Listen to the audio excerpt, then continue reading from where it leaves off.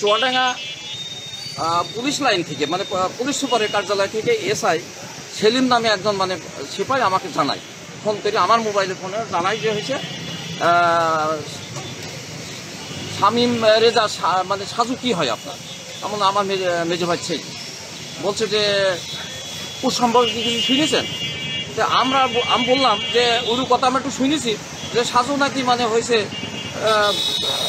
মারা গেছে। শোনার পরপরই উনি বললেন যে তাড়াতাড়ি আপনারা মানে আপনারা একটু দ্রুত মানে পুলিশ এই এসপি অফিসে আসেন। আমরা ওই কথা শুনে তাৎক্ষণিকভাবে মানে এসপি অফিসে আসি মোটরসাইকেল যোগে। আসার পরে এসপি সাহেবের সঙ্গে আমাদের সাক্ষাৎ হয়। উনি বলেন যে হয়েছে মানে আমি নিজে গেছিলাম সেখানে, যাওয়ার পরে সেখানে মানে তাকে ঝুলন্ত অবস্থায় নিচে রাখা হয়েছে এবং মানে সে অল্প কিছুক্ষণের মধ্যে মানে চুয়াডাঙ্গায় আসবে। আসার পরে তাকে পোস্টমর্টম করে আপনাদের হাতে আমরা দিয়ে দেব। তখন আমরা খানিকটা বসে থাকি। বসে থাকার পরে বসে থাকার পরে কিছুক্ষণ পরে সাজু এই এসপি সাহেব বলেন যে আপনারা কি মানে আপনাদের ছেলের লাশ দেখতে যাবেন? তাহলে হ্যাঁ অবশ্যই আমরা ছেলের লাশ দেখতে যাইছো। তখন আমাদের বলল যে দর্শনায় থানায় আসে, ওখানে যাই একটু দেখি আসে। আমরা তখন মানে মাইক্রোযোগে দর্শনা থানায় আসি। আসার পরে ওখানে আমাদের কিছু কাগজপাতি মানে স্বাক্ষর টাক্ষর করি আমাদেরকে নিয়ে যাই হয়েছে মানে যেখানে মারা গেছে ওইখানে যাওয়ার পরে আমরা যে দৃশ্যটা দেখলাম, ওখানে কিন্তু যে মানে রুমে সে ছিল ওই রুমের সিলিং ফ্যানে মানে রশি টাঙানোর কোনো দেখলাম না। সিলিং ফ্যানটা সামান্য মাত্র একটু বেঁকা হয়ে যাচ্ছে একটা পাশ।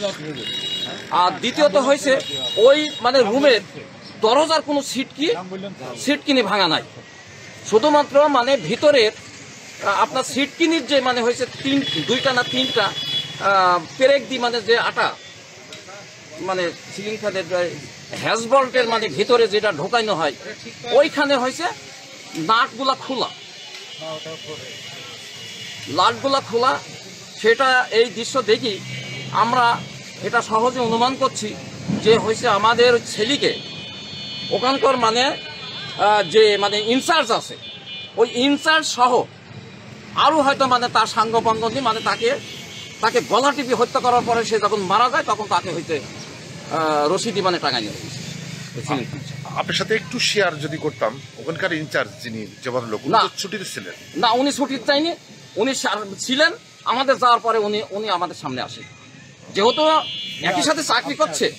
আমরা হয়েছে আমাদের ছেলে মারা গেছে, আমরা সুখা হতো, সে তো অন্তত সান্ত্বনা দিতে পারত যে মানে কি ঘটনা অন্তত আমাদের সামনে বলতে পারতো। সে কিন্তু পুলিশে, সে ওখানে নাই। এতে আরো মানে আমরা সন্দেহ মানে প্রকাশ করছি যে মানে নিশ্চয় মানে এই ঘটনাটা সেই ঘটেছে। কারণটা কি আমার ছেলে মরবে কেন? আমার 3টি ছেলে চাকরি করে, আমার সুখী সংসার, আমার ছেলে এটা আপনার কত নম্বর ছেলে? এটা যে সাজু ছোট আরো 2টা ছেলে আছে? হ্যাঁ, আর 2টি চাকরি করে। আপনার নামটা যদি একটু বলতেন। মোহাম্মদ হাশেম আলী ফারাজি। হাশেম আলী ফারাজি। এই যে আপনার ছেলের মৃত্যুর ব্যাপারে আপনার কোনো অভিমত আছে কিনা? হ্যাঁ, অভিমত আছে। আমার ছেলে মাইরি ফেলিস তো। তাই? হ্যাঁ। আপনার কারা মারছে? মারলে যারা পুলিশ তারাই মারি ফেলিস না, যে কোনো ভাবে মারিছে। আমরা তো ওখান থেকে দেখতে পাচ্ছিনি।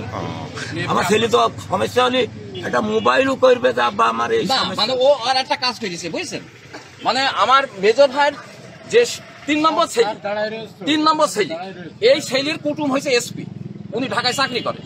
ও সন্ধ্যায় মানে মাগরিবের 10 মিনিট আগে তার কাছে ফোন করে যে ভাই আমার খুব বিপদ, আমাকে বাঁচান। তারপরে বুঝেছে যে ঠিক আছে তোমার কথা বিস্তারিত শুনবো, আমি নামাজটা পড়িয়েছি তারপর শুনবো। গতকাল বুঝেছে, গতকাল মানে মাগরিবের নামাজের 10 মিনিট আগে।